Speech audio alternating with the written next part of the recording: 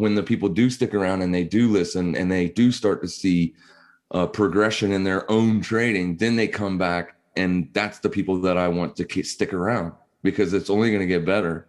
Like, I've just got started. I haven't said everything that I do as far as trading. There's so much more that I can bring to the table. But first, it's about building a solid, simple foundation. And once everybody's on that foundation, then we'll start adding more materials. The only thing that, aside from, I would love for you to go over the way you see charts. I'm looking forward to learning a lot myself in the process. I think we should talk about what some of the biggest mistakes we see traders making. Absolutely. You gotta manage. You gotta go into the trade understanding what your risk is and making sure you abide by that. Otherwise, you're going to get wrecked. I even saw someone saying today, this morning, that they use 5% risk per trade. Man, that's insane. That's a big risk. Yeah, that's a big risk unit. 4 losing trades, you're down 20% on your account. What do you need to recover from that? Like a 40% gain? Absolutely. Yeah, it's insane. People don't understand the percentages. They don't, and I don't understand. Especially anyone who has the opportunity to be working more closely with us, how they could have that type of mindset. I know that it really rubs Alan the wrong way. He doesn't like people taking risks and being irresponsible. It's hard because you can't control other people, right? No, you cannot, and it does. And I told Alan that because I've been a moderator from your channel, or from the Telegram, from day one. And I basically told Alan, like, you just got to let it go. I mean, you can make a mention, say something to them, let them know. But then after that, you're just beating your head against the wall. They're going to listen to what they want to listen to, and they're going to do what they want to do. To just try not to let it get to you, because it's rough. Like, I'm in the Discord every single day. I don't read every message anymore, but I'm there and I'm answering questions all the time, all day long. But I see in it, and it really sucks. I mean, because people have a really good opportunity to learn, and they're just not learning. They're not wanting to. They want to come into CTM with their same flawed methods and keep applying those methods that don't work. And it's like, I don't know. I can see where I can see where it gets to them. Well, that's the thing. You can't control people. You just can't control, right? And and unfortunately, sometimes it takes, whether you want to call it the market humbling you, or you actually humbling yourself. But sometimes, people have to learn the hard way, or and it's unfortunate, but especially when they have the opportunity to be working and learning alongside of those showing them the way, and they still especially you. I mean, that's what people like. People ask me all the time, what is it about Jordan? And I said, well, basically I know who he is as a human being. Like, he's a fantastic human being. He understands the markets. He's not like your everyday YouTuber that you would see. I don't subscribe to many traders on my real YouTube channel. On my Heath channel, I don't subscribe to traders on YouTube. I subscribe to people like The Critical Drinker and Mahler and movie reviewers and stuff like that. You know what I mean? Because most of everything in YouTube is garbage. And people, so once I realized who you were, I subscribed, started listening to the way you view the markets, your strategies, your swing trading methods. Even back then, like, when the term Heath level first got coined, if you remember, it was all the way back over here.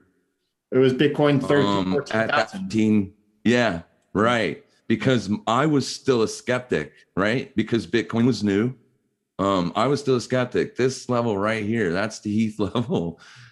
And basically what I was saying there. Oh, it was that low. I thought it was 14. Oh, no. You're right. It's where's it at? It's over here.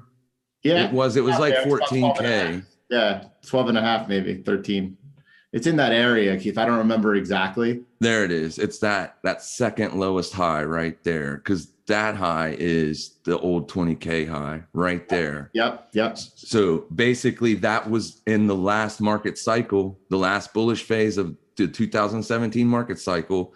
That was your lower high, and then this wick down here was your low. once you penetrated that, you made your first lower high to your second lower low. So that is your start of a downtrend. Lower high versus lower low, your lower low gets taken out. So basically what I was saying was, until you get above that level, you have only made another lower high, and you have to get above that, which is like the same case we're in now in Bitcoin. Like, I'm not a bear, I'm long. I got long like back in March when we had that massive dump.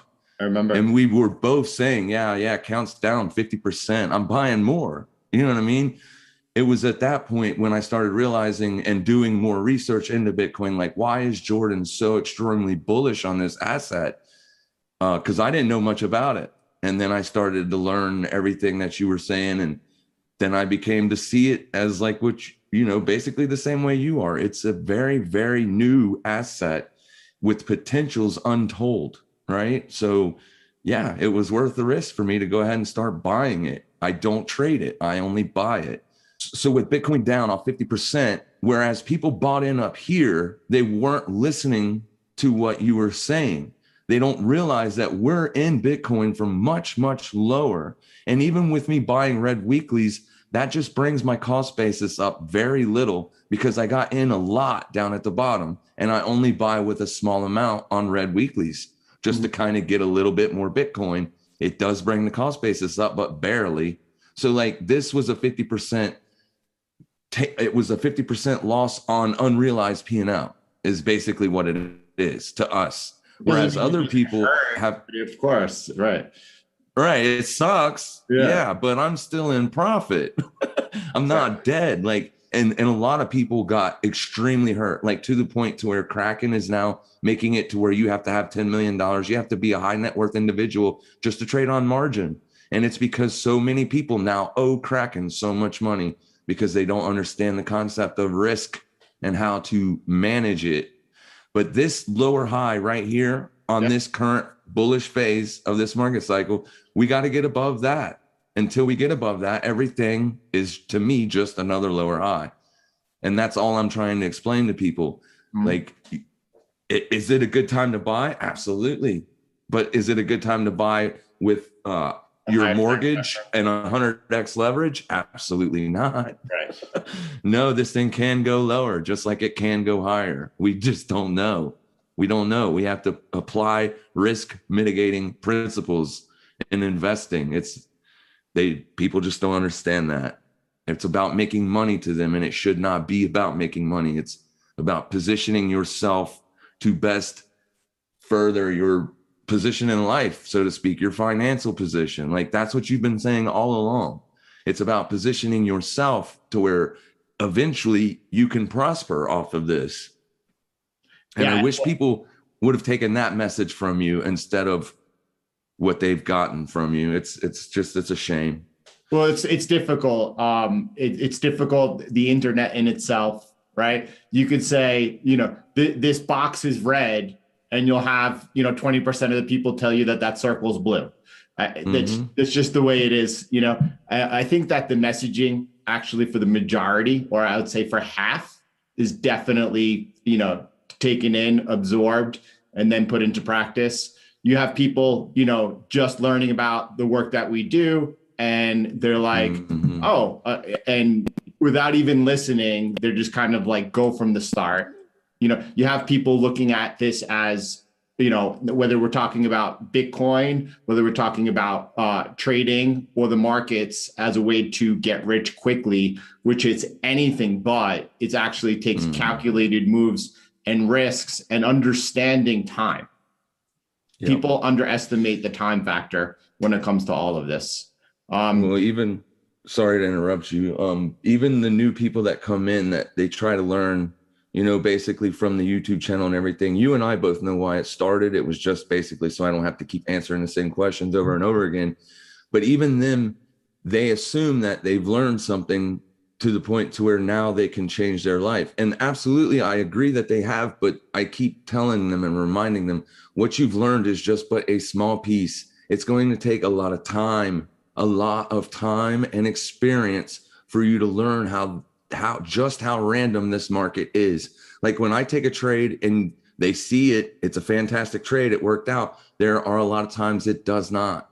You see what I'm saying? So then that's what I'm trying to beat into their heads, to keep listening, keep learning, practice, and give it time. It took me so much time to understand it.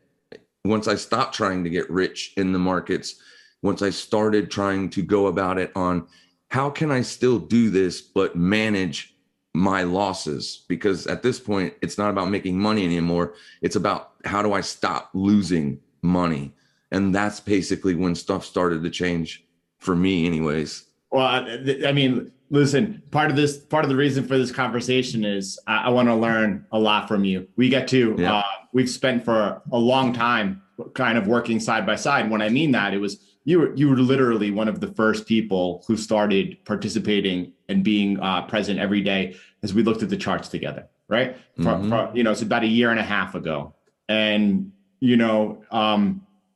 throughout that time, there was a lot of stuff said, almost you could like break it into different segments, the first 3 months, then the first 6 months, then the first year, and a lot of that foundation laid in the beginning is lost on a lot of people, right? One of the things that we talked about from the very beginning was, in order to improve, you need to first work on what your greatest error is, right? And for a lot of people, that was them forcing themselves or having the desire to be right all the time, right? And learning that, hey, you could be wrong half the time and still do exceedingly well, right? Changing that whole mindset and perspective of people. And maybe it would be a good idea to focus in on more of those basic lessons. We have in the CTM, though, we have all of those lessons and all that material available to everyone who join. The people don't want to see material that was presented a year ago, right? They just want to jump up to today and be like, well, just give me the cheat sheet. I don't want to put in the work. I want to jump to the head of the line and get going, starting in pole position as we get, playing with the big boys. Right. I want to quit my job tomorrow. So how can I do that? What can you do for me, Jordan, to make me quit my job tomorrow? That's what I see most is what's happening. And it's funny you say that, because in the beginning, we used to talk about, listen, do not give up your income. That's one of your greatest assets. If you want to make it. If you got to have an income coming in order to become a profitable trader, because you're going to need to put money into the trading account until you learn how to stop losing it. There's no other way to do it. There's no other way. Yeah. No. And you can't be, it can be a trading, it can be a paper account for a little while, but that's just to basically teach you how to do your orders, to get your limit orders situated, to stop fat fingering your limits, like accidentally putting on too much risk or whatnot. To me, once you get past that stage, then it's time to put in a small amount of money. And when I first heard you, the very first YouTube video of yours that I watched, you were talking about a cent account. Do you remember that video? Yeah. You were talking about like telling people, once you've learned the order foundation, once you've got a small foundation of how it works, start with a very small amount of money. So that way it's real money. So there is real risk on, but it's small enough to where you can practice over time. And when I heard you said that, that's basically the day that I subscribed. I was like, yeah, I like this guy.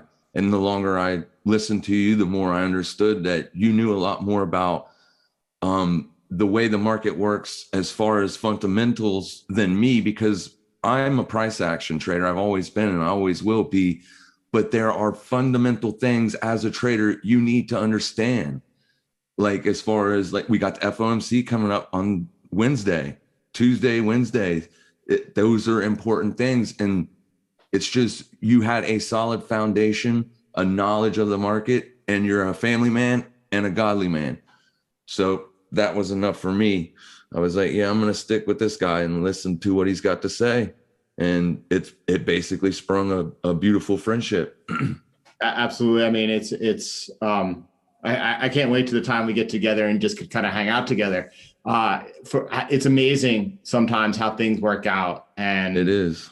I can't, It's unbelievable. And I saw really early, Heath, I saw your capacity and what you have inside. And then like truly on your own, you've done everything that you do, and seeing you really blossom and the amount of people that you're taking with you is for me just one of the best things that came out of all of this, you know? And I kind of believe like there are other people out there who kind of like almost hinder other people. For me, it was like, no, I want to not only like, you know, encourage him to have his own platform, but help grow that, you know, because the work that you're doing is essential. People need to be more focused on your ability to see the structure of the market, you know, how price works, the price action. And I want to learn more about it myself. You know, if you mentioned that you don't really, you know, you're not really following other traders. You're doing your own work, right? Yeah.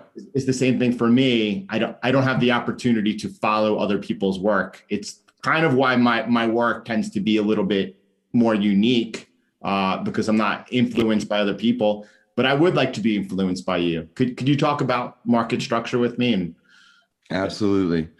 So market structure, like when I first started learning how to trade, you know, you would see stuff, figure out things, and you could see like highs and lows being managed and whatnot. But those principles to me were all subjective. And I know that there's money to be made in these markets because New York City, Manhattan, the whole freaking town is built upon these markets. You know what I'm saying? So I wanted to discover an edge, and that edge that I discovered in the markets are non-subjective things. Like your open, high, low, and closes. Those are the most important things. That is the 4 data points that a candle relays to you. That is what it relays to you. It is not relaying to you which direction the next candle will go. It's simply relaying to you information that can be helpful in basing trading decisions upon. And markets trend sometimes, but in the FX especially, they're more choppy than trending.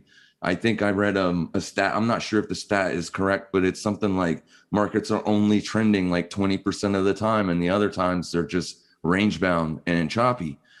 So there are opportunities and different ways to trade. But basically what I learned was your last highest daily closing candle, that close will tend to offer resistance until it doesn't. And at that point, then the next bullish candle does. And that basically keeps you in line with current market structure. Like you're not worried about what happened back in 1974. You're basically looking at what happened just a little while ago, right? So for instance, and also I like people to use the bar replay mode on TradingView, as this is the main thing that helped me on my journey find this strategy. No one is talking about the stuff that I talk about on YouTube. Nobody. Like everybody are still using subjective technical analysis when there is technical analysis that is not subjective. This daily candle, when it closed at $57,542.50, that is not subjective. That day, February 21st, 2021, that's where the daily candle closed. That day or that price will sometimes offer up resistance. And you can see here on this day, you traded right up to that level and you rejected. So that shows you that it was trading to that. The fact that it closed green is telling us this level may get broken the next few days. We're not looking at this as a rejection to short it. We're watching to see how price trades around it for the next couple of days. As there's a target, there's a wick right there that this price seems to be reaching for. If this was a rejection, then you would have closed red on the day. You would have closed down on the day. Next day, you might have had a bullish pop, and then you would have got another continuation to the downside. That's not what you got coming into your resistance. You got higher highs and higher lows on the daily, all the way up into it. So retail trader likes to short here. They like to use that as this is resistance. I'm getting short. Bitcoin's been going up for so long, it has to turn around. Whereas me, I'm looking for an intraday opportunity to try to get in the market at the lowest point of the next day, looking to target that wick. And that's where I take my profits. then I move my stop up to break even. So on this day here, we closed bullishly. On this day, I would have been looking for a retest of an area of support. Well, I know over here, this was resistance until this day closed above it. So this push down into that old resistance is possibly going to offer support. So that's possibly where I want to put my entry, and I'm only targeting that level up there. And this way I'm able to get a very small entry, a very small stop loss, being able to basically maximize the leverage to my benefit while also only risking 1%. So if I lose, if I'm wrong, I'm down 1% for a potential to make 6%, 7% even in some cases. The goal is a percentage, 2 to 3%. If you can maximize that, you only need one of those a week to really change your life. One profitable trade a week, and you can become insanely profitable. Yeah, so basically that's how daily time frame. Are you actually? Yes. Yeah. I'm looking at where the daily levels are before, like tomorrow, for instance. I'm looking where the daily level is today. When today closes, when tomorrow the next session opens within crypto, it's 24/7, so it happens right then and there. But I'm basically watching yesterday's open, high, low, and close. Does that make sense? Like so that's basically what I'm watching all the time. And then you brought in the 8-hour chart to me. I always looked at the 4-hour chart because the 4-hour and hourly are intraday charts to me. I will go down on the 5-minute, not on Bitcoin, but in Forex to get surgical entries, the best entry possible. But you brought the concept of the 8-hour time frame to me. So I started doing my own due diligence on why does Jordan see an edge on the 8-hour time frame. And just in a day or so, it became apparent. There are only 3 8-hour candles in a daily range. And there's three 8-hour candles in a daily range and 3 sessions every day. Asia open, London open, New York open. So the 8-hour provides you an open for each session of the day. It's a fantastic edge. Fantastic. You have an Asian candle, a London candle, and a New York candle. Now the London and New York candles intersect, obviously, because of the closings.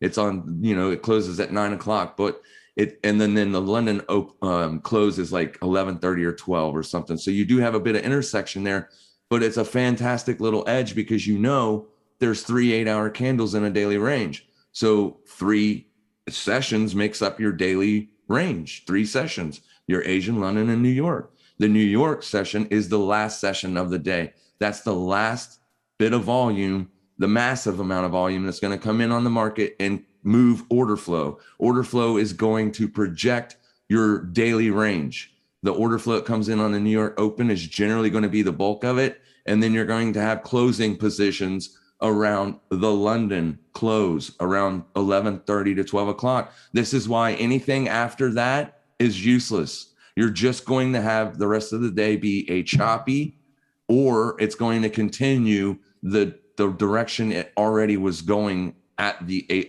New York Open, if that makes sense. So I'm only looking to take trades from 8 to 11 in the morning or 10 in the morning. I don't even take trades after 10 anymore. Like, I just look for those entries as close to the New York Open as possible. And if I get stopped out or do not see nothing I like, I wait for the next day. And what does your entry look like? Are you looking? All right. Yeah. Let me pull it up like this. Where's it at? Right here. I don't know if you can see this. If not, I will pull up the actual picture. All right, there it is. Nice. So we're looking at this on the 1 hour, but you set it. Yes. You set it off the daily. Yes, sir. Okay. Yes. I don't have any levels on this because I was targeting this wick low down here. So we had an explosive move off of daily support down here. You can see that it's daily support, and you can see how the hourly closed right on it. Yep. And that's a big range candle, right? So Keith, I'm so sorry. I'm starting at 0. How do I know that that's daily support? Could you at the same time pull up on your trading view the pound US dollar on the daily and then come back to Yeah, the 1 hour for us to get the absolutely. I just wanted to make sure because I trade directly off of TradingView. Yep. So I wanted to make sure that I didn't have any I'm going to edit open this out orders. So I don't. It's on trading panel, so there won't be any open positions. Okay. So here's pound dollar. All right, let's get rid of all because I keep certain there's other things that I am looking at as far as trends and stuff. So this is Friday's candle, this bearish candle. This is a choppy range bound day or week, month, whatever you want to call it. You've been doing nothing but bouncing around inside of a range. Heath, so is this strategy better for choppy sideways markets, which happen to be, as you noted before, 80% of the time, or does it work as well in trending markets? No, I made one trade this year on pound yen that basically I don't have to trade no more because I caught that. I was aiming the same way that I do every day for a high that was put in a day or two before. I moved my stop loss to break even, and with the 1/3 position size, it essentially ran for months and months straight up. You see what I'm saying? I do. I'm always wanting to catch a trend. It just doesn't work that often. Got it. So this is why I manage positions. This is why I take profits. This is why I move my stops. Because occasionally, I'm pause you for 1 second. It was actually a pound. I hope, I don't know. I hope that the influence that we have on each other had something to do with you being able to push that trade and the way that absolutely. I never could push a trade until I met you. Never. But it was the pound Japanese yen back in 2008 that legitimately taught me that, because I was entering trades on 3 different position size, and the third one was so small. And that year, that trade, that small little piece that was left on, actually ran so far, it had 100% gain on the account. So It was funny because it was the pound Japanese yen that actually kind of like planted that seed to teach me that lesson. Yeah, this is the trend I caught on the pound Japanese yen. I was aiming for this wick high right here, and I got in somewhere in this section of price. So my stop loss was down here around 138.300. And then I just left the 1/3 position on because I'm moving on. Now I'm looking for new trades for the next session, or, so I basically just put the stop to break even and let it run, and just started managing the position by putting a stop loss, a trailer under massive swing lows, not every daily low, but big sections of structure lows like that area there. Then I moved it up to like this swing when price was up in here. And I eventually just kept moving it up until eventually this one came down and got me out of the trade. So I caught all of this move right here on essentially 1/3 of a position that had max amount of leverage on it. Because when I take these positions, I'm only risking 1%, and it was off of a 10 pip stop. Oh my goodness. So it's a lot of leverage. And then when I took the position off by taking 2/3 of the position off, that's essentially the same as taking a swing trade with a 30 pip stop.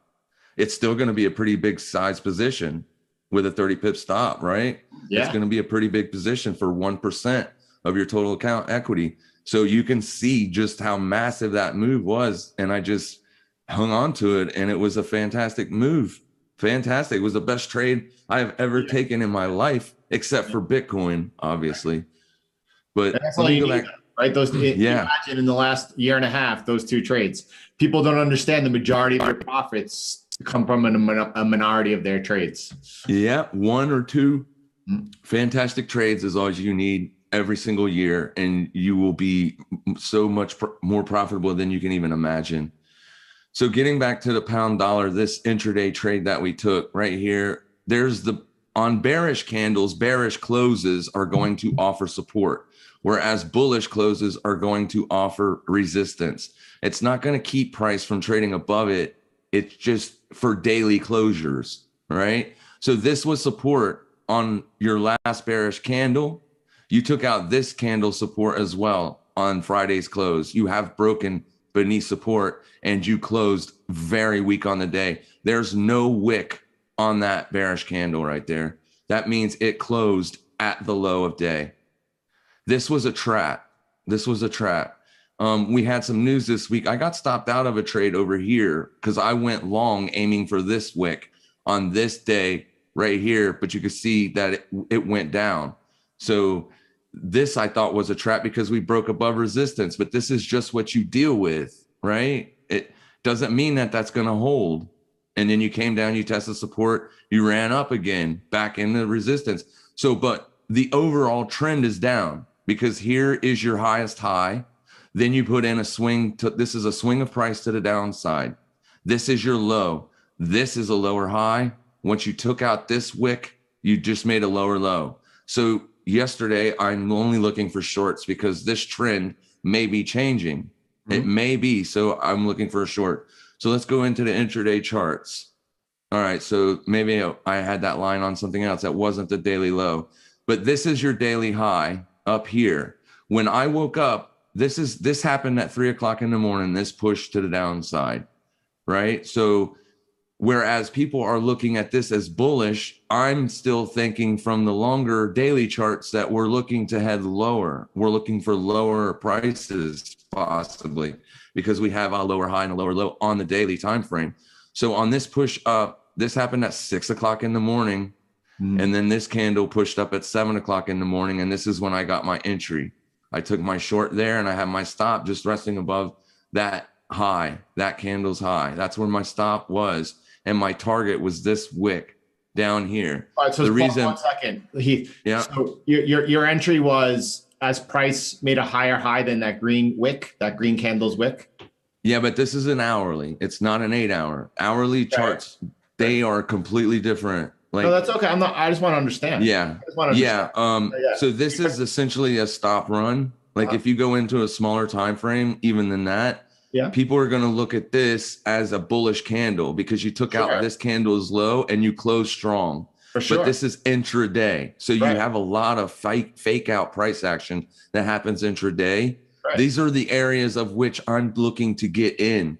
Right. So I want to get in on a stop run possibly, or at one of my Heath levels on a 5-minute chart that may offer. How do you hit your stop loss? How do you enter your stop loss, or how you the entry as is the entry as price made that higher high on the 1 hour? Yeah, well, I didn't make the entry exactly on that. Okay. Let me see, where was this? Right here. This is what I was looking at as far as price. This is when we pushed up. Right. So you can see that even on the 5-minute, you got a break of resistance there, and then you immediately broke back below. So I entered on this section right here because this was a nice straight down move, right? So if anything, this is going to be a retest of an area of resistance, even though it's on a small time frame. Like everything on these candles are fractal.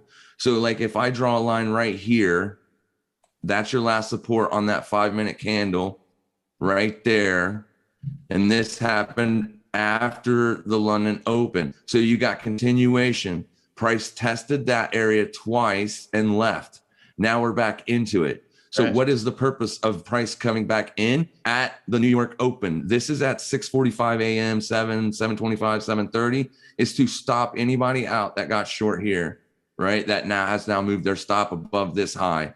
So this was just a run above those stops for trend continuation is what I was looking for to happen. Now, obviously, if price would have kept going higher, I would have gotten stopped out.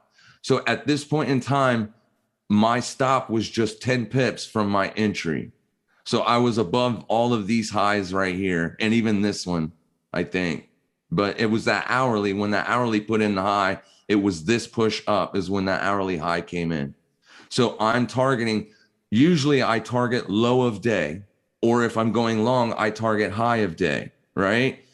But I take profits ahead of low of day. This was too close to the low of day. This is actually also almost breaking my own rules. I won't take a trade if a low of day is less than 20 pips away, because I can manage that as a 1 to 2. If my stop loss is 10 pips, a 20 pip move is a 2 to 1 risk to reward. So in my opinion, it's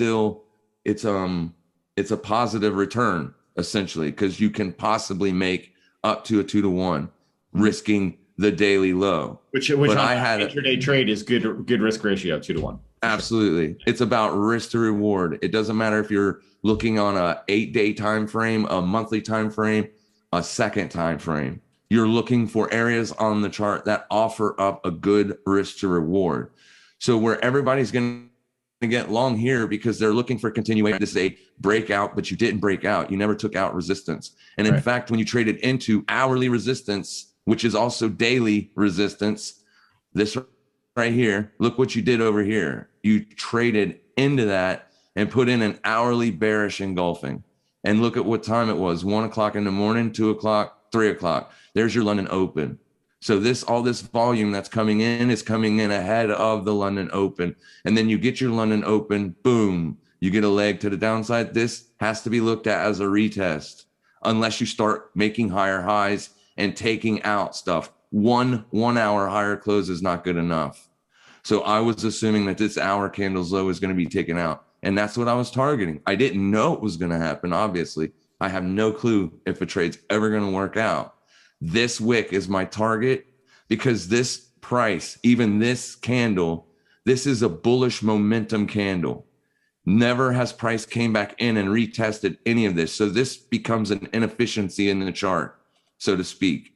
So like from this wick here, like this is stuff I haven't ever talked about either. So actually I won't do it because I don't want to confuse people. I'm trying to make it as simple as possible to watch daily highs and lows. But as I'm listening to all of this knowledge being shared and experience being shared, a couple of things come to my mind is that even a couple of simple concepts that you're talking about around the New York Open, someone who's just getting introduced to the markets, that would be out of their realm of understanding. And the reason I say that is because, listen, you have to understand that it's going to take time to develop your craft and your skill set. Absolutely. And you have to go into it with that expectation, right? It helps working alongside someone like Heath, who could show you his years of experience and what has worked and what works.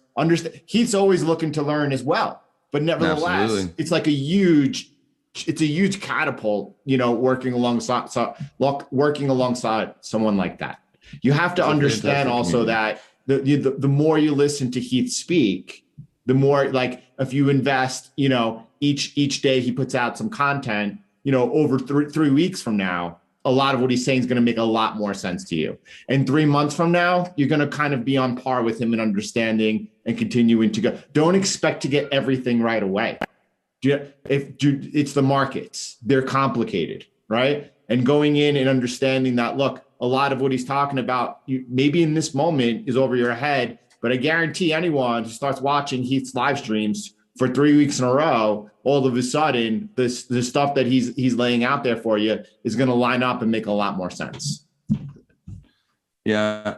If you're a new trader, let me just say this first. Everybody's goal is to reach consistently profitable, right? Consistently profitable. Those are the two magic words everybody wants in their life.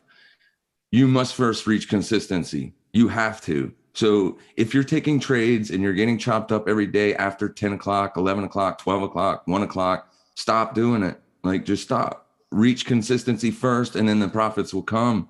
You got to build a set of rules. Mm-hmm. Like, my rules consist of this. I am looking for intraday opportunities. As a day trader, that's what I do. I am looking for a daily high or a daily low to be taken out. I am only taking trades from 7 in the morning to 10 in the morning. That is it. If I do not get in a trade, I do not trade that day. Second, I am building, basically my strategy has been developed over years and years of time, right? I didn't just come up with these rules yesterday and implement them, and now I'm consistently profitable. So just become consistent in the way you take entries. Become consistent in the way you draw up support and resistance. Doing those two things right there will help you. Only take entries at a specific part of the day. Jordan and me both firmly agree with one thing. Do not look to take entries during the Asian Open, as the Asian Open is usually going to be the fake out move. The fake out move. If the Asian Open is running up, it's probably going to be a down day. It doesn't always work like that. It's just there's a lot of fake out moves that happen in the Asian Open. London Open, New York Open. Those are the 2 times of the day you should be looking for entries if you're trying to be an intraday trader. If you are a swing trader, this doesn't pertain to you. However, being a swing trader and using Jordan's principles, you know that you're looking for an 8-hour higher high. So that is probably going to happen at the London or New York Open because that's where the bulk of the volume is. Order flow is what drives the markets. It doesn't matter what happened 3 days ago. What matters is what orders are coming in right now. That's what's driving the market. The market is being driven on the market orders that are coming in right now. So when you build a strategy, make it as simplistic as possible. Yes. Right. And then keep a few set of rules and then go from there. Then you can start tweaking. You need a lot of data basically to show you if what you're doing is right or wrong. And I promise you, over the years that I've been doing this, you will find that taking trades close to the New York Open or close to the London Open are going to be the times that you're going to want to take your trades.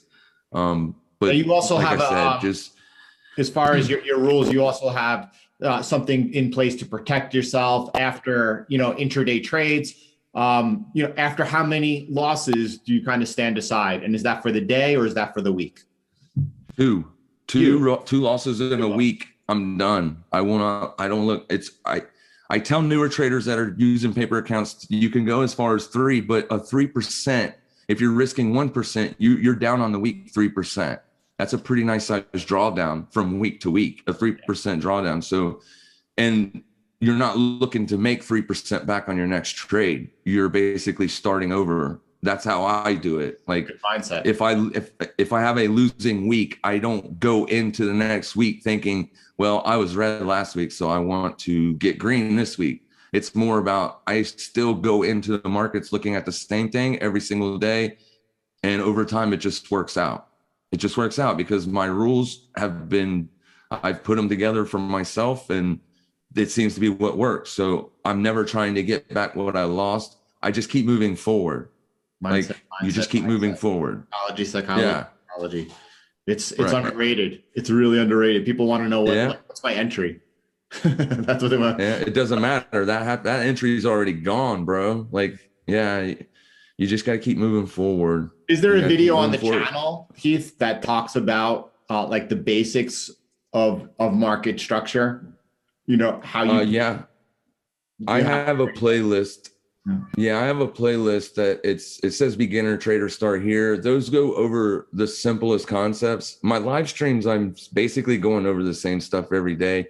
My videos are very consistent in everything, consistently boring, consistently everything is always the same because those are the things that I think is important for people to look at. Yeah. And they can be the determining factor of if they want to look at that stuff or not. But there's a beginner playlist. It's a playlist for beginners that goes over how I draw support and resistance, basically how I draw trend lines, is basically the same way kind of that you do them. And then other principles of what I'm looking for and how I go about trading. There's a playlist. I need to expand upon it, but I've just been really busy lately and I haven't. But yeah, there's a playlist. I'm gonna make sure I link to that in the description of this video. Not only, obviously Heath on Trade Talk is below in the description, his YouTube channel and Twitter, but also specifically that playlist.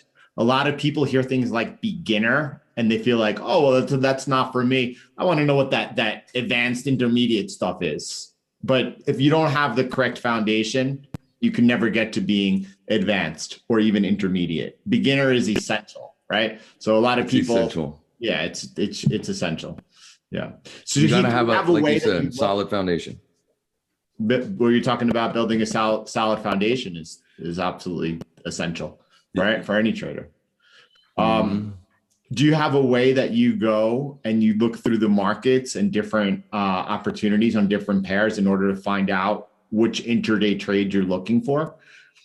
Yeah. Is that something you stay on your channel?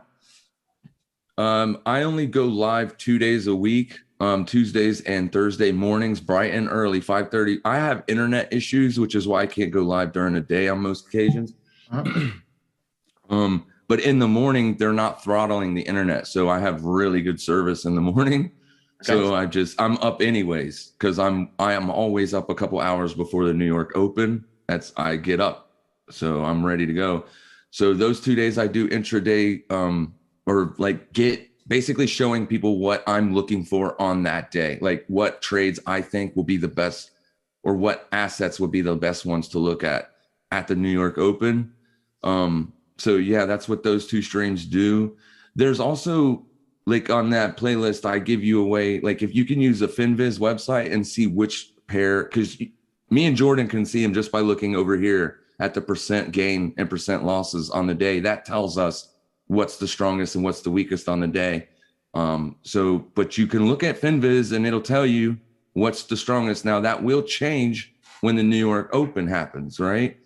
But generally, I'm looking to trade the strongest pair versus the weakest pair, or vice versa, the weakest pair versus the strongest pair if I'm looking for shorts. Awesome. If I'm looking to go long, I want to go against the strongest pair on the day, or the strongest asset on the day versus the weakest asset on the day.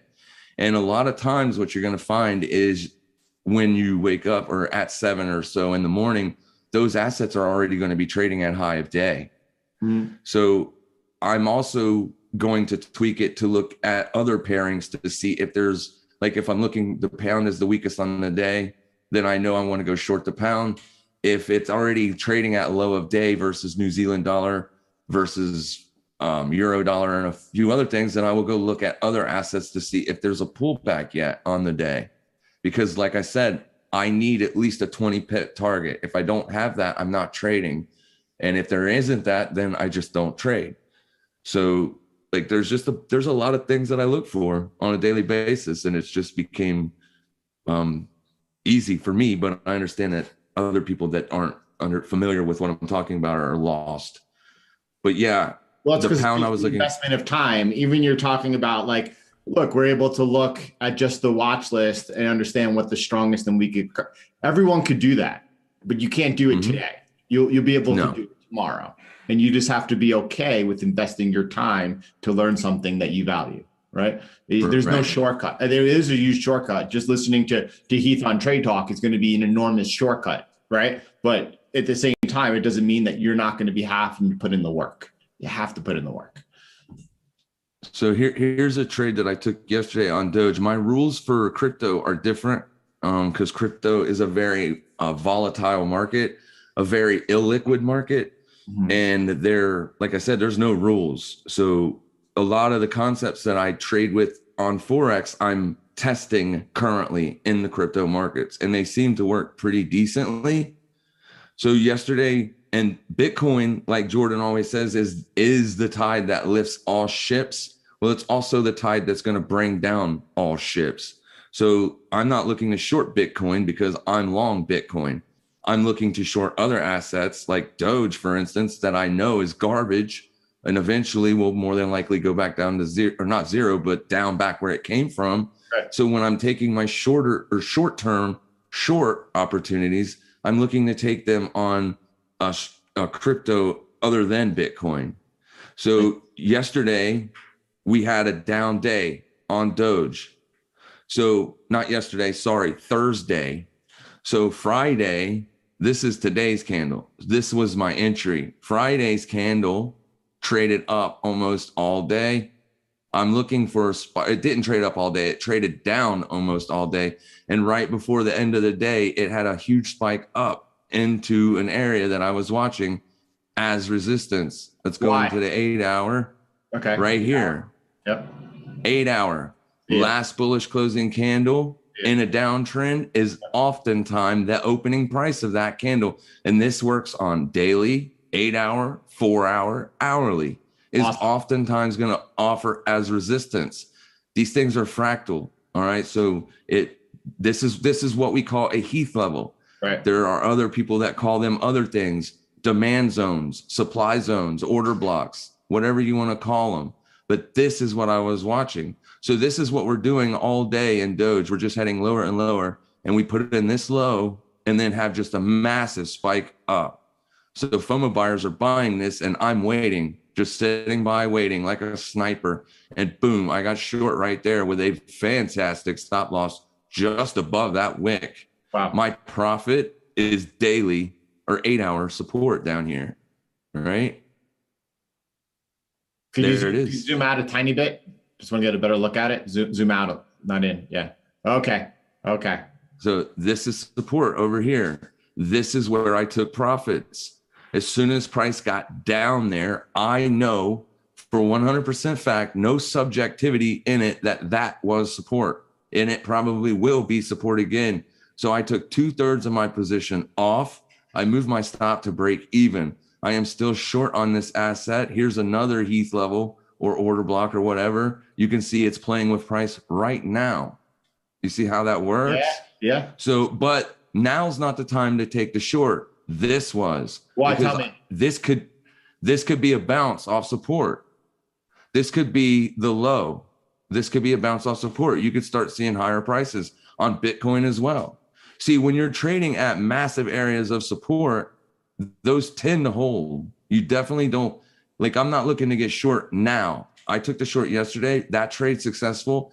I'm done. If it continues to go lower, then fine. I'm okay with that. And if it comes up, yes. And if it comes up and stops me out, I'm okay with that as well. Right. But it's important to not be looking to take a second entry on this because we're not looking to ever short support. So here's your daily. This is your last daily close. Look at that. Let me get rid of this, as this is a target for bears, but now could someone kind of adopt this strategy, and instead of you know going off the daily and then breaking down to even maybe as low as the 5-minute and being highly focused during those few hours around the New York Open, could they do this using the daily levels and then off the 8-hour? Yeah. Like that. So that 8-hour support coincides with that daily support right there. It's not exact, but it's really close. You see what I'm saying? So the 8-hour is a session. So we know that because of you. You've taught us that an 8-hour candle is a session candle. So that 8-hour support was a flawless test, beautiful test of 8-hour support of this last daily support. And it coincides with this 8-hour support over here. You got a perfect test. That price is 30056. This candle's low is 30063. So like 1/100th of a pip off, right? Almost absolutely perfect test. And now you look what you've gotten. You've gotten bullish continuation. This candle closes in 10 minutes. And as long as it's here or higher, it's going to close green, which is telling you something. This is a green close. Did it take out this candle's high? Not yet. Not yet, but it's at support. You don't want to short it because you're getting bullish continuation off of that support. So this could have been just a run into support to find buyers, and you now can possibly get another bounce out of this and be looking at higher prices next week on the Bitcoin as well. So that was the trade I took on that. Bitcoin is forming as a descending wedge.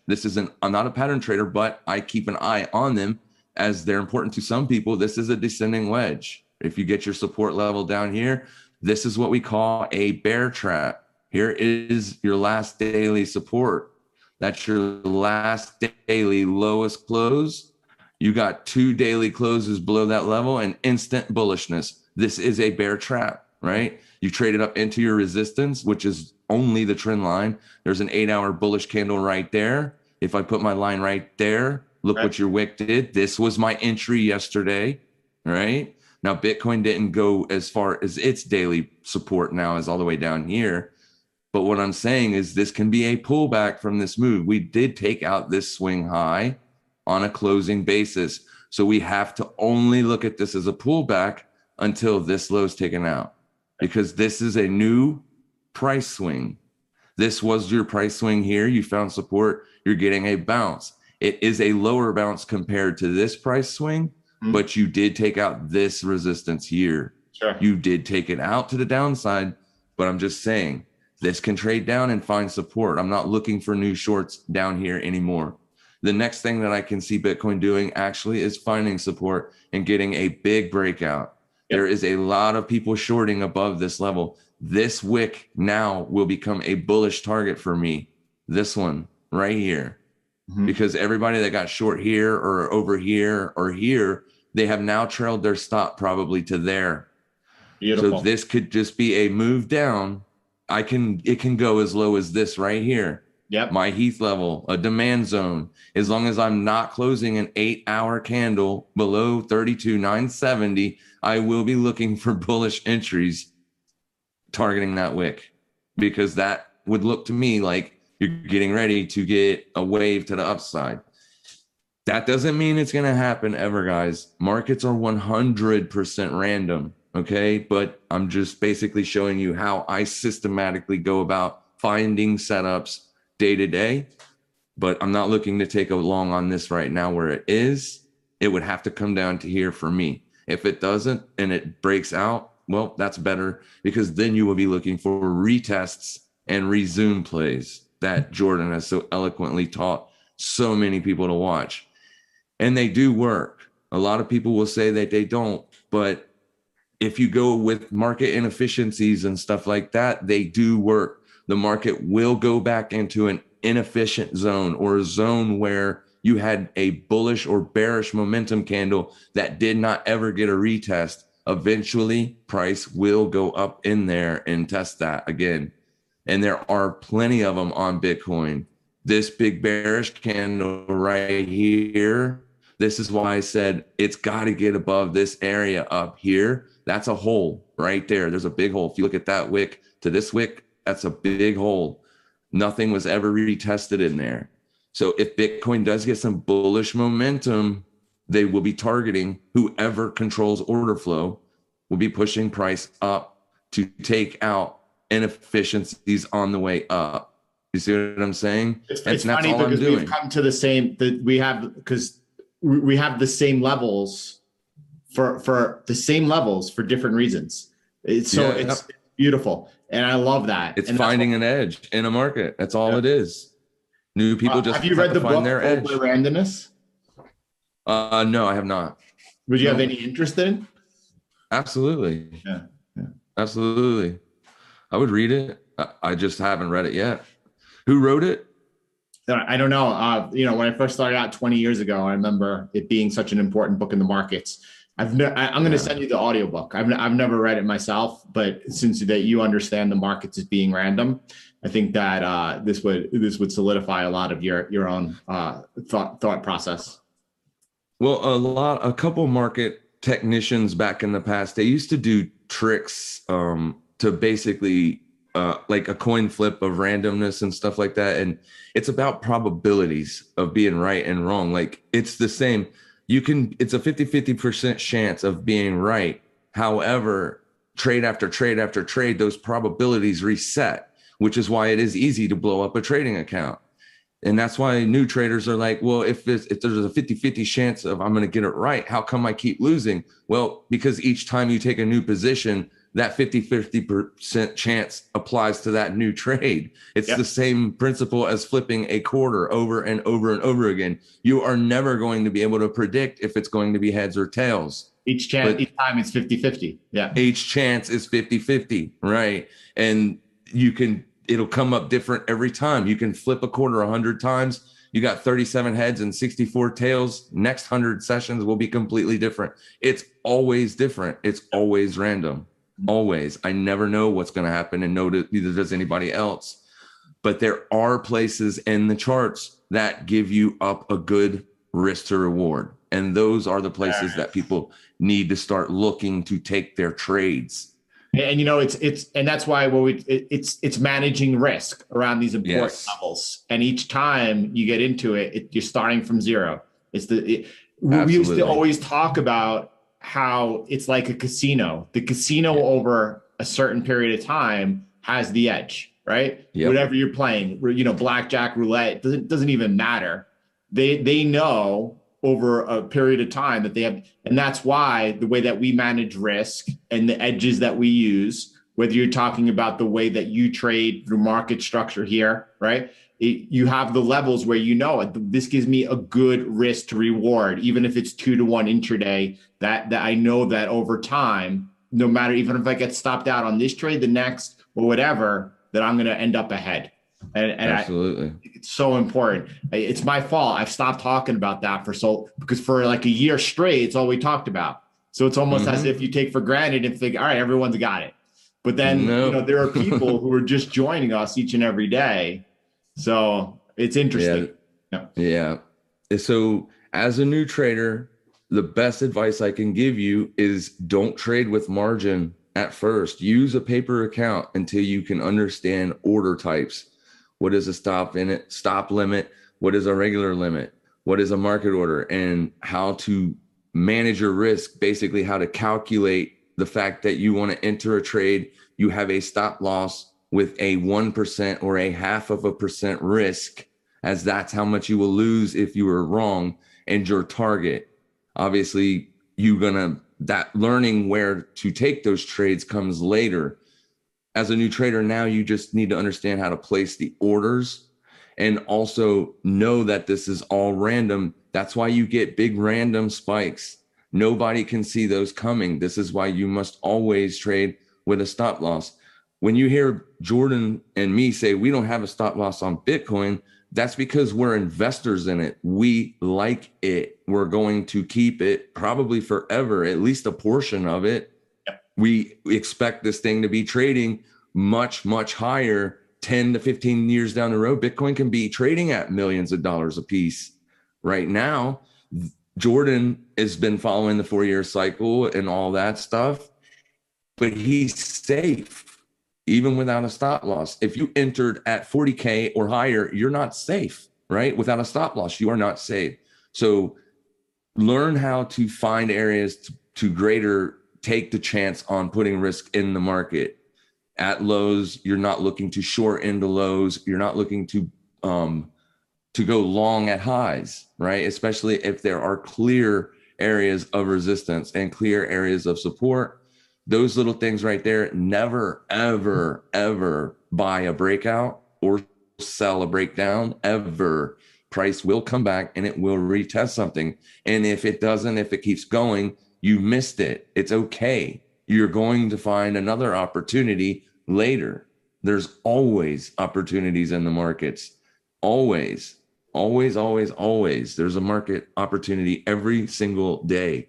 For you to focus on one, it's just going to be your destruction. You're just going to keep losing money. You have to think about this as an approach to long-term success. It's not going to change your life overnight. It never will. These people that did get lucky and they did make a lot of money on Bitcoin, they are going to lose that money in the bear market. They are going to lose that money when price is chopping back and forth, left and right. They will lose all of it because they don't have a solid fundamental principles about even understanding risk to reward in the market. It's about risk and it's about reward. And you have to find those areas on the chart. Right now, the risk, in my opinion, is to the upside. You have found support. You've been trading at support. If we lose these lows, then we will let Bitcoin trade lower, and then we will look for pullbacks to short. We're not looking to get short now because I did yesterday, but it's different. No, you explained very well. Because I was only looking for a small opportunity. Yeah. Right. I had a target in mind that was at support. So that trade is already played out. But just learn that it's about protecting your downside. When I'm intraday trading, I'm also trying to manage the trade, especially if it's not working out. Like, for instance, in an intraday opportunity, if you take a trade and an hour later, price is still jammering back and forth at your entry, there's a pretty good high probable chance that you're going to lose that trade. Because if you're long at the New York Open and price is going to make a bullish continuation day, it will do so pretty rapidly, pretty fast. So if it's still chopping back and forth at your entry after an hour you've been sitting in the position, then I start to manage it. I will take off once it gets into profit, for instance. If it does just a few ticks, I will exit half the position right there and bring my stop in tighter. So that way I don't even take a full 1% loss if I'm wrong, because like I said, these are just things that I've learned over time with experience. If my entry's still being played with an hour later, I'm wrong. I'm wrong because I should have already been close to hitting my target an hour later. It's just experience. So just learn principles, sound principles, risk, reward, support, resistance, and no FOMO. Stop that stuff. It's just been crazy. People just they do it wrong. You're doing it wrong. Jordan is a fantastic teacher. I was thinking about thank you. You know, but back prior to the halving, it was important to get everyone focused in on before the halving reward was cut in half and the supply shock hit the market, getting everyone positioned ahead of time. I think people right now, right? Bitcoin 35,000. There's a big debate, or there's debate now at least, whether or not the bear market has begun or whether or not we're mid-cycle. Everyone knows my opinion on that. That's irrelevant. What I think though is, if I was talking to someone, my nephew, say he's a freshman in college, 19 years old, or if I was talking to my father-in-law, who, let's say 70 years old, I think the advice would be the same at this point. I think the advice would be, listen, I would just begin dollar cost averaging and be looking at what's going to happen over the next 4 years from now. Right. Right. Yeah. And it wouldn't be like trying, do not have like Bitcoin is a get rich thing. It's absolutely not. It has nothing to do with getting rich quick. Right. Anyone who's been involved in the market for more than 3 months or a year will tell you that. But I think that if you change your whole perspective about what you're trying to accomplish and when, because 4 years is not a lot of time. It's nothing. It's gonna be here before you know it. Mm-hmm. And if you're able to, over these next 4 years, whether it's monthly, even if it's literally $100 a month, over 4 years, and then the price appreciation, because you are looking, in my opinion, at more than a 10x, price of 35,000 in the next 4 years. I think that if a lot of people would use that as a foundational game plan, and then in the process, with time on their side, put in the work it requires to be able to learn the skill set of actually being a trader, that's a 4-year plan that people will actually be able to improve their state of life enormously, right? Now, that's coming from someone who's putting away $100 a month. It could be different from someone else who's able to put away $1,000 a month, right? Of course, yeah. Yes. What you just said is crucially important. That's it right there. Buy Bitcoin. You can buy it here. Just don't buy it leveraged with money that you don't care to lose at first. Wait. Jordan was talking about before the halving started. Like I said, I was skeptical on Bitcoin because I even call myself narrow-minded because I like intraday opportunities. So being a swing trader or being a long-term investor just at the time didn't sit well with me. I do hold some stocks and stuff like that long, but that's different, as I consider myself an intraday scalper or a day trader. So Jordan was telling us to position ourselves before the halving, even when every YouTube channel, every Twitter feed, everybody, even people in CTM were telling him the halving is already priced in. Jordan's like, it wasn't priced in last time. It wasn't priced in the time before that. It is not going to be priced in this time either. And he was right. He was right. Whether or not Bitcoin is in a bear market now or not, Jordan was right. I mean, does this thing continue and make new highs and go to $150,000 this year?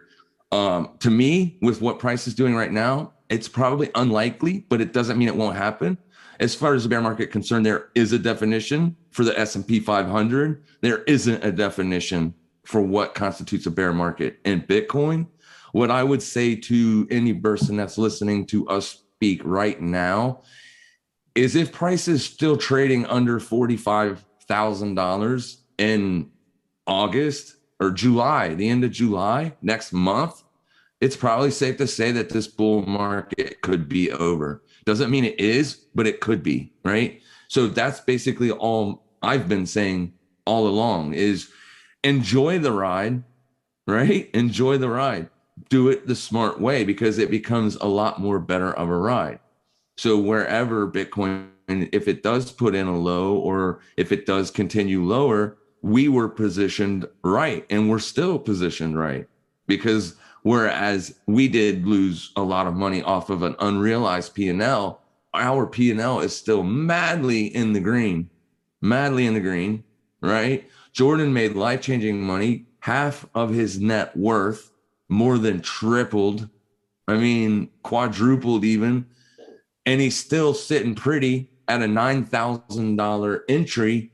You're still trading multiples above that, hundreds of percents above a $9,000 entry, right? So if you're telling Jordan that he's wrong, you're wrong. Obviously, you don't know what you're talking about. And for any new person out there that is kind of, if you've lost money, I feel bad for you and I'm apologetic to you, but take it as a learning experience. Use this as a learning experience. These markets can change your life if you do them the right way. If you treat them with respect, they will humble you. And if you're not the type of person that can be humbled, maybe the financial markets isn't the place for you. If you can't get a grasp on the fact that it's about managing your downside risk always. When I take a trade, I'm not looking to see how much money I can make. Okay. I'm looking to manage that risk. The risk is the downside, the loss. I'm looking to manage that. If the trade works out, fantastic. Because that was, that's what I was wanting it to do. But it doesn't mean that it will ever, right? It's about managing that risk. Look at these markets as a risk and their potential rewards that come. So I don't know what Bitcoin's going to do. Jordan doesn't know what Bitcoin's going to do. This thing is trading sideways. It is putting in, like I said, a descending wedge pattern, but I'm not a pattern trader, but these do typically break out bullish. If you take out that capitulation low, then something has changed, in my opinion. As the market flow is indicating that the sellers are in control of the market. And as long as the sellers are in control of the market, then in my experience, the bulls are going to wait until the sellers have exhausted their move, essentially. And then the bulls will start to reaccumulate. And that's what I'm going to do. I buy red weeks. So if we close another red week, I'm buying. I'm always buying, but I'm not buying with an amount of money that I'm afraid of losing. If Bitcoin was to turn to zero today, it would hurt. It would hurt because, I got a lot of money in it. Yeah. However, I am still able to function on a day-to-day basis. I can still go buy groceries. I can still put gas in my vehicle. I'm still paying my light bill and my internet bills because I have multiple internet connections trying to fix the internet, but I can still operate no problems. And if I lost it all, it would hurt, but I would still be able to operate with no problems. If you're investing in Bitcoin any different than that, you're doing it wrong. Down there where Jordan put in half of his net worth, that was before the halvening. The halvening is played out and Bitcoin had what? How many X's was that to the upside? I mean, your old all-time high was $19,000. You're trading at a 2x above that now, a little bit more than a 2x above your old all-time high. So yeah, I mean, I just put up my average cost a little bit to about 9,500 because over the last couple of weeks I've actually purchased more spot Bitcoin, and I didn't plan on doing that after the halving. But hey, listen, I like hearing the way that you view the market, or when you would say, all right, listen, come, the beginning of August, if price is not above $45,000 at that point, something's off. And, I like hearing that. And I don't want to add my viewer perspective at this point. I also heard like the most bearish person that I know out there, that Peter Brandt, he views that price may come down to 20,000. which is substantial from 35,000 to 20,000. That's a big move to the downside. But he's also adamant from that point on, he sees very quickly Bitcoin going above 100,000. Now, all that aside, and whatever people are looking at right now, I think that when I put half my net worth into Bitcoin, that was coming off of, it's crazy, but it was almost 4 years of kind of like being interested in Bitcoin, and then 3 years of intensely studying Bitcoin. And it's much easier now than it was back then, but it wasn't like, I felt confident in what I was doing as I do today. That hasn't changed. To be honest, I'm way more bullish than I've ever been on Bitcoin. I had the opportunity yesterday in the car to listen to the Miami Bitcoin conference, the macro panel. And if you have the opportunity, anyone today listening to this, you have to spend the 30 minutes or whatever it is. It's just, I'm already so bullish. I'm going to listen to it today. Yeah, I'm going to listen to it today. Stuff. Yeah. Yeah. We talk about the milestone of Bitcoin overtaking the market cap of gold, or at least I do. Right. And I think that happens the next 4-year cycle. Right. So it's possible. Bitcoin's an amazing asset. Yeah. These guys are not looking at it overtaking the market cap of gold. They're looking at it then, competing with the bond market. Oh my gosh. Yeah. So when you said earlier that Bitcoin could be trading at millions of dollars one day, there's a lot of people look at it almost as inevitable, right? Nothing's inevitable. Bitcoin could go to zero. That's scary. Bitcoin went to zero. I would absolutely be hurt and feel it. There's no question about that, but anyway. Well, for any skeptics, or especially any bears out there that are listening, there's Bitcoin's 3-month chart. There's the log. That's bullish. That's the most bullish chart I have ever seen in my life. No matter what near-term price action is doing right now, like I said, if you got hurt, it's because you did it wrong. No matter what it's doing right now, 10, 15 years down the road, you're going to be, if it keeps on this track, it's doing nothing but going up. I'm sure when people bought Bitcoin at $257, they never dreamed that they would be looking at $41,000, $35,000, $28,000 Bitcoins ever, right? So most sold, up 50% from that, probably. Yeah. But Hal Finney at that point, he was looking at these numbers, which is absolutely mind-boggling, Well, it's because of the way Bitcoin was built. It's the way that it works. Like, it has a decreasing supply every 4 years. It's the only financial asset that does. Like, gold is, people say that the majority of gold has been mined. There's no physical way to prove this. There's no physical way to prove it. They may have estimates out there, but there's no physical proof. Bitcoin's supply physically gets cut in half. It physically does not make more. There is only a set amount. It is highly divisible. I understand this, but the main part is it has a finite supply. There is only that many ever. So the more people that start to buy it and hold it and use it, the more divisible it becomes. That only allows for one thing, and that is further price moving up, further price expansion to the upside. The more people that fundamentally start to own Bitcoin, the less Bitcoin there is on the market. That means the price of Bitcoin has to increase, essentially, to make what Bitcoins people own able to be divisible to new people that don't have it. So it can, like I said, as long as it would take a catastrophic event, someone would have to learn to be able to hack it or something. Some catastrophic thing could make Bitcoin go to zero. But as long as it keeps working as it's intended to be worked, as long as it keeps doing that, Bitcoin can only go up. Only. And every 10 minutes, as a new block is confirmed, the odds of that happening actually increase further. Yeah. So, it's a fantastic tool to invest in. It's a good asset to trade too, because it does have a lot of liquidity and nice intraday ranges. So just if you want to take the time to invest in Bitcoin, buy it with a little bit now, and then invest, like Jordan said, into becoming a fantastic trader. And you can do that with very little knowledge. You can do it. It's so easy to do. People choose, they just try to oversimplify. I mean, overcomplicate it. The majority of the people out there have the mindset, listen, first of all, there's nothing easy about trading. It takes, you have to have really good understanding of yourself, really, really strong discipline, and a strong mindset. We help everyone with that better than anyone else out there. No question about it.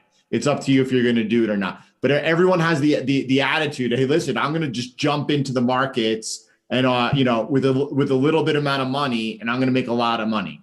No, flip that upside down. I'm going to give myself 4 years. I have this once in a life opportunity. It's an opportunity. It could work out. It could not with Bitcoin. So I'm going to take a calculated risk that 4 years from now, and no one's ever invested in Bitcoin in over a 4-year time horizon, even lost money. If you bought the top of the 2017 high at 19,400, I know someone that did. And I know someone that held through it, you're up 75% on your investment, right? If you dollar cost average in over those next 4 years, as we're halfway through the bull market in 4 years from now, you're going to be looking at actually drastically changing your position in life. If you go and take the mindset, well, I'm just going to trade for those next 4 years.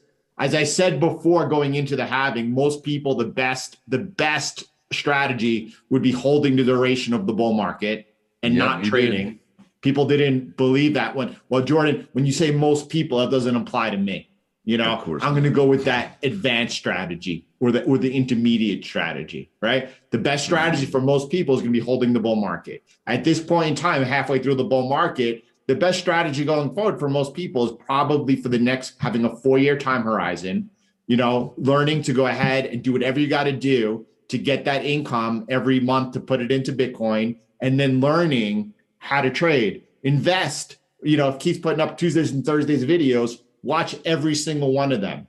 If you're a member of the CTM Discord and you haven't gone through the Forex course because you're watching material that was put out a year ago, when I listen to Keith speak, and now the way that he approaches the market is 100% on him. But at the same time, I see his foundation, and a lot of it is what we've worked out together for a year and a half of doing daily live streams together. A lot of it. It's so clear. But if you're missing what we did back then, you don't have the right foundation. So you got to do it. Yeah. It's a fantastic opportunity for anybody out there, and it can be done. And it doesn't have to be done, like, you don't have to sit at the computer screen all day and all that stuff. You just have to give yourself an amount of time and put together goals, small little goals, and you just work on putting one foot in front of the other foot, and you keep heading towards your goals, and you just don't look back. Don't worry about what you lost. Don't worry about any of that stuff. If you keep putting your 2 feet forward, learn markets, how they operate, everything about them every single day before you put an entry, leave it in the back of your head. This is random. I may win money. I may lose money, but it's 100% random. It's not because I did something wrong. And when I win money, it's not because I did something right. It was random from the start. I just used probabilities to position myself to possibly be in the right side of the trade on that day. And then with that, a few technical skills. Trading is 90% mental. How do you handle things? It's all about you. You are your worst enemy. And 10% technical. 10% is technical. The rest is up to you. You have to learn how to not FOMO. You have to learn how to have sound risk mitigation principles. All these things, it's fundamentally you versus you in these markets. And once you can start to lay out a nice track, a track that can be achieved, nothing silly like, well, I want to be day trading like you are, Heath, and making thousands of dollars a day in the next 6 months. That's not something that's likely to occur, right? It's about probabilities. You've gotten off your first step. Yeah. It's about probabilities. I also want them to understand that it doesn't always work. And it's not because I did anything wrong or they did anything wrong. It's just a learning process. And it's just a learning process for me as well as it is everybody else. The markets are ever evolving and ever changing. And if you're not the trader that can evolve and change with them, you're going to get left behind. Absolutely. So you're never going to stop learning. You're Absolutely. Never going to stop learning. Which is one of the best parts about it. That's why I love it. Mm-hmm. Yeah. This community is going to keep growing because we are spitting out absolute fire. I mean, when Bitcoin is no longer the trade, Bitcoin's no longer the trade. When we know that, you know what I'm saying? We're going to be killing it. You're going to be killing it back in FX. Like, you started the channel as FX. You understood the fact that Bitcoin was the most important trade since the halving. You've been consistent in maintaining that focus. Whenever Bitcoin is no longer the most important trade or the most important thing to focus on, you will get people right where they need to be, and you're going to continue to kill it like you've been doing. You're doing fantastic. Almost have 90,000 subscribers on your YouTube channel. Obviously, you're doing fantastic. So people, they want to hear what you have to say. And a lot of the growth from the YouTube from the Bitcoin moving up and everything, that's going to wane. And then people are going to be wondering what's up next. That's when the Forex is going to kick back in. Yeah, so it's a fantastic community. Amazing that the way I see most, like, especially dollar pairs, yen pairs trending all year long, but dollar pairs just consolidating, you know. But as they take off again, you know, I wonder how that's going to line up with Bitcoin and if it's going to bring a lot more interest. Yeah, I think it will. We know one thing that Bitcoin has, there is a little bit of differences in the fact that you have a lot bigger, richer people getting involved in it now. And I'm sure Michael Saylor's probably not going to sell his position, as he is full on Bitcoin bull as far as I can tell. There's going to be other businesses. I don't see, anything could happen and anything could change. If Bitcoin traded down to $20,000, that's a massive. It's an opportunity. Well, yes, it would be a long-term opportunity. And I honestly would, you know, if I was able to be buying more, but something would be definitely off. You're in a bullish trend. If you look at the quarterly chart, and the quarterly charts is what major investors look at, you know what I'm saying? The people with billions of dollars, this is a pullback on a bull trend. For 2 quarters, Bitcoin broke out above its old all-time high, and you had a trending candle. This is a pullback candle on a quarterly. It's just a pullback on the quarterly. Yes, it was a massive one because Bitcoin reached such massive prices. If you look at it on the log scale, you can see it's a big percentage down because Bitcoin went so far up. You see what I'm saying? Yeah. But you're still trading well above your old all-time high, well above it. And you are finding support. So nobody knows what's going to happen, guys. This is a trending environment still. You have not taken out the low of that quarter. There is your quarter low, last quarter's low. You have not taken it out. You came very close, but you did not take it out. And that's the important thing. Now you're starting to see a little bit of movement away from that area. You are still in a trending environment, in my opinion, which is why I'm not bearish on it yet. Yeah. If we keep trading sideways to down for quarters, then something's different. This was your last bear market phase. It only lasted for 3 quarters and then boom, right back off again. So the way I'm looking at Bitcoin going from here on out is anything lower is a buying opportunity. If we start taking out old all-time highs and heading lower, then something massive, like you said, is wrong.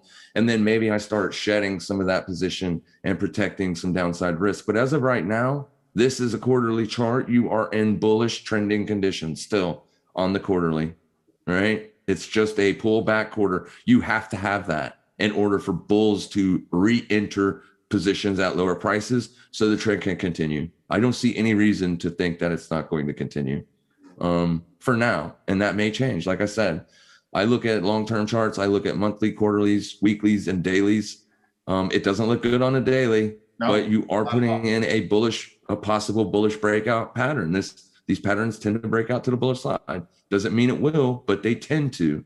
So if you get a breakout above that trend line, then you can possibly maybe start to look to put some risk onto Bitcoin. You know what I mean? I don't see why not. Get a breakout above that trend line, wait on a retest, find support, put in a small amount, see what happens. There's a big area of see what space happens. you get some top resistance. Break this massive. Yeah, there's a massive amount of stuff up there. Like I said, there's a big candle right there that needs to be retested at the very least, even before the trend can continue to go down if it wants to. I think these areas, $50,000 to $54,000, will be revisited, whether we continue the bullish phase or it goes up and makes a lower high and starts to come back down. You see what I mean? Yeah. This is a pullback. This is capitulation. This is going to bounce out of this area pretty soon. It can't just go straight down. It never did, and it never will. You can look at last market phase, 2017, in comparison. I'm not using the data to basically say anything. I'm just simply saying when you had your move to the downside, you consolidated a bit, you made another run to the upside. That's right. If you're still holding Bitcoin and you want to get out, maybe look to get out there. You definitely don't want to sell the lows. Definitely don't want to sell the lows. Absolutely. Right? We know that it's going to go up. So look for it to go up. Then if you want to exit your positions and leave the rest for us professionals to play with, because we know what we're looking for. And that the way you just laid it out, if that were to happen and someone was to de-risk on a bounce into like 53, 54,000, at the same time, then if you take out that lower swing high on the daily around the May 17th, that might be a signal that, okay, well, I could get back in on the upside. I believe so. I mean, it is what it is. Just manage your risk going forward. That's all you can say to everybody, is just make sure you got your risk managed to the point to where you will not get hurt. And please stop betting on these altcoins, guys. There's one thing that I got to say before this stream ends.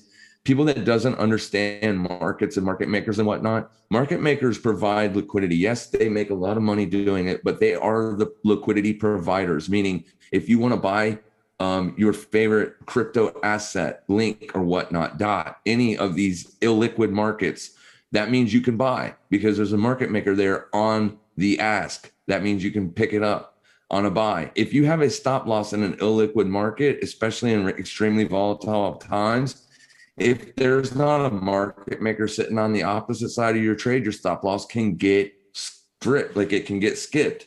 It doesn't have to get filled. Manage your risk. If you're trading with maximum amounts of leverage, I don't advise it. I simply just can't. If that stop loss gets skipped, you got to be standing right there to physically exit the position yourself as soon as possible. You're trading, you're not trading, you're gambling. People are gambling. They can't do that. These are illiquid markets. There's not enough liquidity in these things to go 100x on leverage with. Like insane. Look at this hourly chart. There's like gaps everywhere. Gaps everywhere. That's trade Bitcoin, buy Bitcoin. Just be careful. If you are trading these altcoins, use a small amount of money. So that way, if your stop loss does not get triggered, you aren't going to get hurt. It's about your downside risk, learning how to trade in a way so you don't physically get hurt. That's what it's about. You don't want to lose a lot of money doing this. Get crippled, then you can't open a new account to start trading with again. You got to keep money. It's about protecting your capital. Amen. These things are dangerous. They're very dangerous. Very dangerous. I've never had a stop that wasn't triggered. Never. My first margin call ever came on Kraken before the big fall. I was trading ETH versus Bitcoin. Right. And I got a margin call because my stop loss did not get filled. Really? Now it wasn't a mass, right? That's why I'm saying this, because it happened to me, and I'm in front of the computers all day long, every single day. It just so happens that trade happened on a weekend. It was ETH versus Bitcoin. I was long this thing. Let me find it. And this happened right here. Do you see this wick? Yeah. That destroyed a lot of accounts. I got a margin call because my stop loss was not triggered in this thing, and I was levered up 5x on the position. Very small amount of money for the initial position. But once it got down here and got below my stop loss, did not get triggered, they started emailing me with a margin call. However, the very next minute, Wow, it came it back went so all the way quickly. back up. So the margin calls stopped. I did not get liquidated. So my position never got liquidated because it didn't meet the requirements to liquidate the position, because it wasn't a massive position and I wasn't down so much. It was a manageable amount. But if you're trading any other way in these markets, be prepared for something like that. Kraken And has a history of this, not only on maybe there's some another one. exotic Yeah. pairs, but even on it happened on Bitcoin Canadian dollar. It happened this year on Ethereum US dollar. Right. Just be Yeah, careful, guys. Be careful. This is not a game. You are playing with finances. It's not a game, and you're not going to get rich overnight. Make sure you are trading safely as possible, and then learn over time. Those are trade the only things smarter. I can say. Yeah. Train smart or not. Yeah. Train smart. Trade smart. Do it. It's the best thing you can ever do. Trade Awesome. like a real person trades. Manage your risk. But you're There's not going to be able to trade on leverage anymore with Kraken. But that's okay. That's That's probably okay. good for a lot of people. It doesn't even make any It sense. is. You know? It is. And a I've lot of been people. trading on I've been trading on KuCoin for a little while, but it's only been a little while. And they got hacked last year. So people are asking me, what am I trading on? Because trading is very intoxicating for some people. They all want to learn how to trade because they want to get rich, and it's not how it works. But I am trading on KuCoin. I am using their Futures Pro, and I have so far. I like it. When Bitcoin crashed, I did not, you know what I mean? I was able to enter and exit positions as I was trading Dogecoin. While this crash happened, I was short Dogecoin, and I was able to exit some of the risk. I was able to move my stop loss down. I was completely able to function while all this was going on in the KuCoin Futures Pro. Now, if they get hacked or go down, is there a possibility of you losing all your money? Absolutely. They got hacked last year. So it's just one of those things. Yes, I'm playing with it, but I'm not recommending it to people. I'm just saying so far I like what I've done on it. That could change tomorrow. It's one of the fundamental lessons of Bitcoin, right? Not your Yeah. keys, not your coins. Whenever you Right. have money with a third party, there's An risk. exchange. Yeah. Yeah. KuCoin is an exchange. They're a trading platform. You Yep. have to hold money on their keys in order for you to enter and exit positions. This is why Forex is my bread and butter. This is why I focus so much more on Forex. I've been talking about Bitcoin lately because I understand that everybody's wanting to know about Bitcoin. But Forex is my bread and butter. Yeah, and mine too. That's my foundation of foundations, and that's And why. it's safe. US regulated brokerages, it's completely safe. Well, you talked about people losing money that owe money to Kraken right now, and I remember when the Bank of Switzerland, they lost the peg, and massive Yep. amount of traders in the foreign exchange owed a massive amount of money. Brokers like Oanda forgave it. They said, "Okay, you don't owe us the money," and Right, because it was one of those things. It was an absolute red swan or black swan event. right there, There's boom. that candle. People, That's when the euro was pegged to the Swiss franc. So if you got a peg in, supposedly it isn't supposed to be able to break. Those are your monthly ranges, so you can see how big the ranges were look at that heat before. line So playing out back in 2018. yeah, I didn't even mean to do that. I was just showing you the support over here. That was the peg, and that's when it broke. It absolutely, so many brokerages even went out of business because of that right there. That was a nasty, nasty move, man. Absolutely. Thousands of pips. Yeah, you guys got to be careful. These things can happen. 2,300 pips that happened in the span of a day or two, Yeah, I think. I think if I remember correctly, it was no time at all. One day. Apologies. One day. Boom. So yeah, it's not a joke. You guys have to learn that this is a real game. If you're going to risk money, you will lose it. There's a high probable chance of losing it. That's why there's risk disclaimers on everybody's videos and everything, because they know it's about probabilities.